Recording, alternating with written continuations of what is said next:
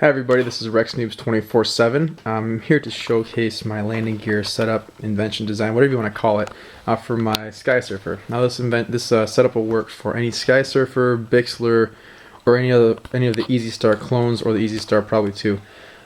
Basically what I have here is on the rear wheels, they're held on with hot glue onto the fuselage. Now I tried a bunch of different things.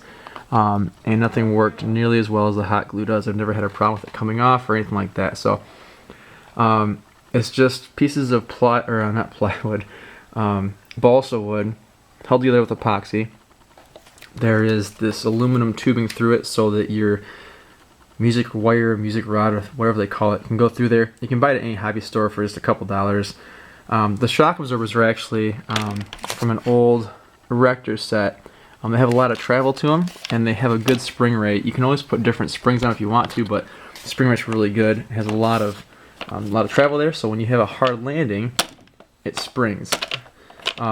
It's great. I mean, it works really, really well. I've never had any problems with it. The hot glue is really key because I've had other things on there, such as sticky things for the back of cell phones and cell phone stores. Regular glue, epoxy, all that stuff comes off after a few landings, or a few landings of hitting one wheel instead of the other. And with the hot glue, I've never had any problem with whatsoever. So the nose wheel here is the same thing. It's music wire, music rod, and that spring right there is actually the spring from an ink pen. It works very well. As you can see, it's got a lot of travel to it too. And when you're going FPV, when you're taxiing, if you hit bumps in the pavement or whatever, you can actually see it spring nice and slow like this when in the camera view, which is actually pretty cool to see. This is a big servo arm right here. It's used as a brace. When I first put this setup on there, I had no brace on there, and I had a hard landing, and that rod went right back into the fuselage. So I had to repair all that with epoxy, and I put that on there as a brace. So there's also a metal or a aluminum tube that goes to the belly up inside to here, so that it can turn without, causing any damage or whatever to the foam on the fuselage. So inside here, we have your rudder servo right here. Now this rod is bent down, which allows the spring to spring up and down, and without binding anything at all. Now it's an old servo arm. Let's get these wires out of the way. Right here, cut off on one side. It's held with JB weld. There's a set screw and a collar right there, and also that spring or that screw right there allows you to adjust the nose wheel independently of the trim for the rudder. Now, when you turn the rudder, it goes forward and back just like that. Have your nose wheel point the opposite direction of your rudder. Otherwise, it's going to go the wrong way on the ground. It'll go the right way in the air, but the wrong way on the ground. So as you can see, the nose wheel turns into where the rudder's turned. Now a little bit about my aircraft here. It's the Sky Surfer, as I mentioned earlier. Most things on it are stock. The ESC is stock. I mounted it up front for cooling purposes. This is not really where this wire goes. I'm just having it there so you can see inside. I have a separate flight battery right here and a separate camera system battery, transmitter battery. My camera sits right here. It's a Sony SN555.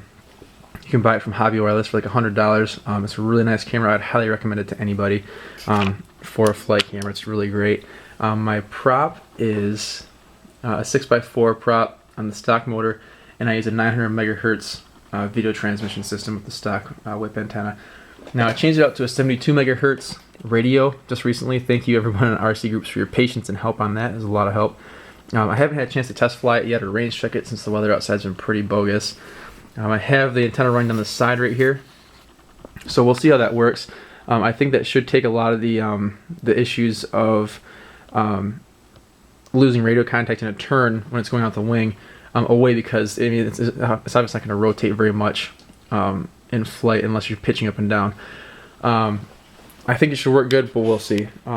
Any other questions you have, you can always PM me on RC groups. I'm Rex Noobs 24/7. One last note that I would recommend is do the carbon fiber rod mod on the bottom.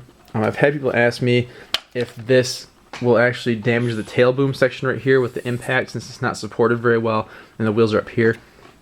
It doesn't, as far as I know. I've had several, I've had tons of landings with this thing, rough ones and nice ones, and I've never had any damage to my tail boom at all. So I don't think so, but what I would recommend is putting a carbon fiber rod right down the middle of the belly of the plane.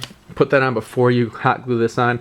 I would do that if I go back and do it again, and I will probably actually make that modification sometime anyways, just to have that safety in there and have it more rigid for the plane. It flies great on the FPV, and it's great. I'm trying to think if there's anything else I have to say about it. I don't think so. Once again, if you have any questions, PM me on RC groups. I'm RexNoobs 24/7.